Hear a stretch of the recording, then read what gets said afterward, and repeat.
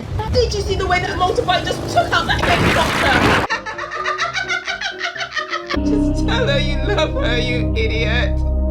No, don't open the door. There's a real danger for many of becoming a streaming addict. So, before you fall victim to way too much screen time like this person, allow me to help you be a little bit more productive by sharing tips on how to write a short story, which may even help you to discover talents you never even knew you possessed.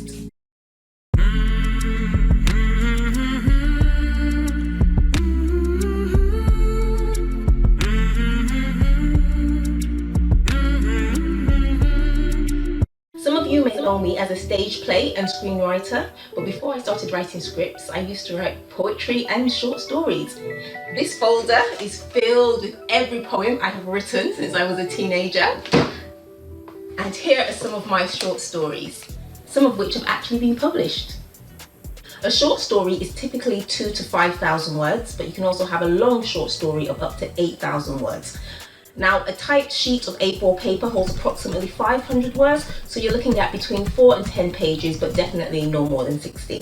To get started, all you physically need are a pen and paper, or your laptop, or you can even write it on your phone. I personally prefer to use pen and paper for my early drafts, and here are some of the notebooks I've used over the years for my writing.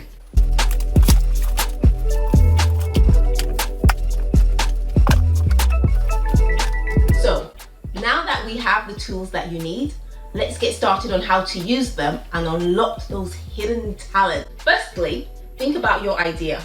What do you want to write about? It can be factual, maybe something that's happened to you, a current or historic event, or it can be fictional, something completely or mostly made up. Now that you have your idea and you know what you want to write about, decide who you want to read it. This is called your target audience. Now this is important because let's say, for example, you wanted to write a story about a man who gave a coat of many colours to his favourite son. If you want that to be read by year 6 students, you're going to use very different language to if you wanted it to be read by commuters on their way to work in the morning. So now that you've done your groundwork, let's concentrate on the opening. You're going to need a strong hook, something that will grip your reader and pique their interest. So let's say, for example, your story opens, Jacob loved Joseph more than all of his other sons. Immediately, the reader's going to start thinking, well, why did Jacob love Joseph more than his other sons? What was so special about Joseph? How many sons did he have?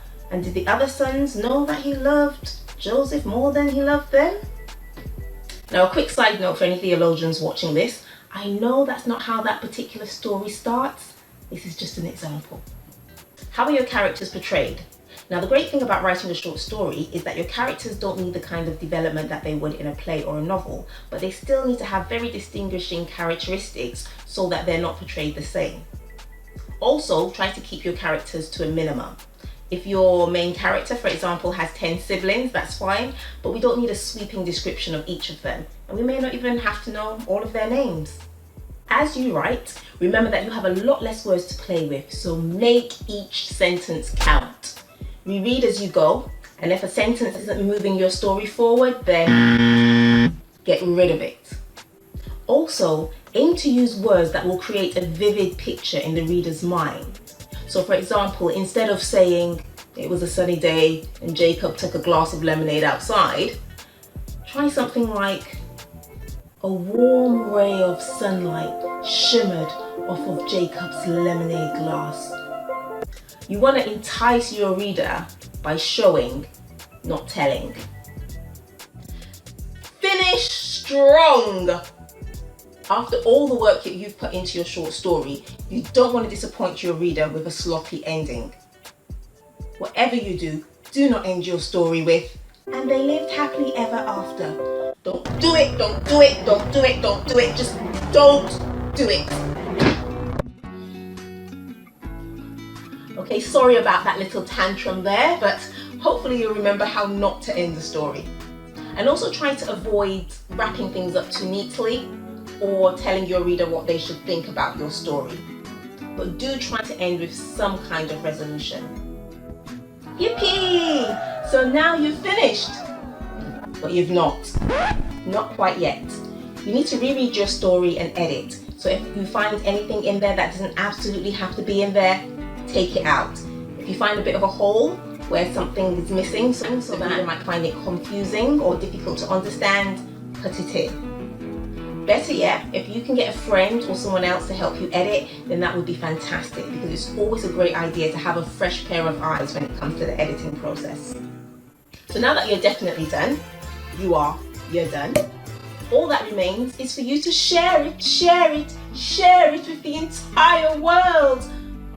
Or at least your friends and relatives, because your achievement, and that's exactly what it is, an achievement, does not want to spend its life in a notebook or on your device. And if you want to share it even further afield, then I have left some links in the description box as to what you can do with your short story. And also, I would love you to send it to me maybe. Email address on the screen and also in the description box, but I would love to see what you've written. Now, a quick tip to any budding writers watching this. I've had people ask me over the years how to get started as a writer, and my suggestion is this: if you want to get started as a writer, write something. Just write something and finish it. That's the best way to get started. I hope this has given you some ideas on how you might be able to use your time a little bit more productively.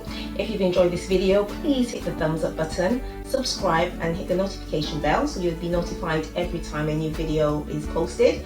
You can also click on the playlist below and see any videos you might have missed. Thank you so much for watching. I'll be back next week with some further ideas on how to be productive by talking to you about how to pursue your dream. Take care, stay safe, and I'll be back next week.